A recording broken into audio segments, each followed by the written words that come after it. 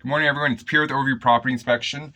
I want to do a tutorial for you guys on what I do for maintenance on my home. And this will be regarding sump pumps. Spring thaws upon us, and this is what we're going to want to look at. Okay. So for simplicity, you'll notice I'll do some brief explanations as to what we do and what we're going to want to test. So this is a sump pump. For those of you that aren't familiar with sump pumps, essentially this is a device that will manage the groundwater around the property. Okay, so this is an inlet pipe. There'll be a weeping tower on the property, which will be perforated and collect the water, and it will come into the sump basin. This sump basin is protected by a pump. You'll notice that. And this pump will turn on as the water levels rise in this basin. Okay, so there's a float right here.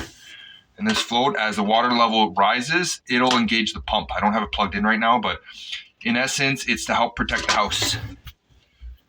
When I do my maintenance, I've got a few criteria. I always want to make sure that I shot back all the debris along the bottom. This debris can actually wear out the impellers inside the pump.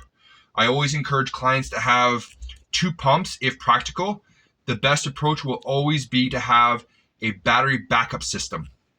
Now, I don't have a battery system on my house, but what I do have is I have this little device that I got from Home Depot. And what it does is it will beep if the water levels ever gets higher than the float. Okay, so as the float rises, the sensor will detect that the water levels are too high, and I will get an email and also text notification to my phone.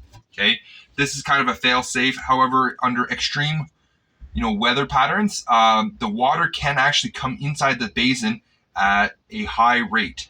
So if I'm not around and I get that text message and I'm not able to service it, well, it could be disastrous naturally. Okay, but just a cheaper solution. I think these are about $50 or $75. So a couple things you want to be mindful about for radon protection. My house is from 2000, and so I've got a weather stripping. What I do is I put a 3/8 weather stripping around the entire perimeter to ensure that it's airtight. I've got a double gasket here because initially what they had done is they had notched this out and it was just allowing airflow to come up. Okay, the ground does have a residual smell naturally. As you can imagine, there's a perforated pipe around the property. This will bring not sewer smells. You'll bring ground smells and also radon. If you're not familiar with radon, do a Google search on radon. But in essence, you want to make sure that the lid is as airtight as you can possibly have. And so this lid will sit on here. Okay, and then the gasket will seal the lid to the basin.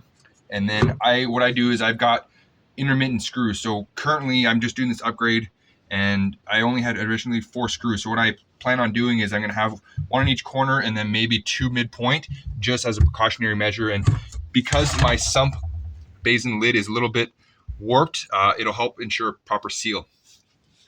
A lot of times too, when I go to new builds, you don't have a proper gasket around the wires. Okay, by having this airtight gasket, again, it's going to minimize the potential for the smells from the earth and also radon. Now, this isn't 100% airtight because I do have this double wire. I'm not 100% done. You're never going to get 100% air sealed unless you're like taping everything. But this is just a tutorial for you guys to be mindful to what to anticipate for maintenance. And then what I want to emphasize as well is that float. Okay, you want to make sure that the wires coming for the pump, okay, this is actually a dual wire system. And so there's one wire that will feed the actual pump, and then this one is actually going to the float. Okay, you want to make sure that you lift that float, it turns the pump on, because the pump could be faulty or the float can actually start to stick over time. Okay, another thing to be mindful is keep these wires nicely tucked out of the float operation. If you've got a whole bunch of wires, so you'll see that I've actually coiled them out of the way and I've just zip tied them to the pipe. If you've got a whole bunch of wires here, as the float comes up, it could impede the operation of that float if you've got all these wires that are just dangling the bottom. So try to have them as neatly secured as possible. A couple zip ties will do the trick.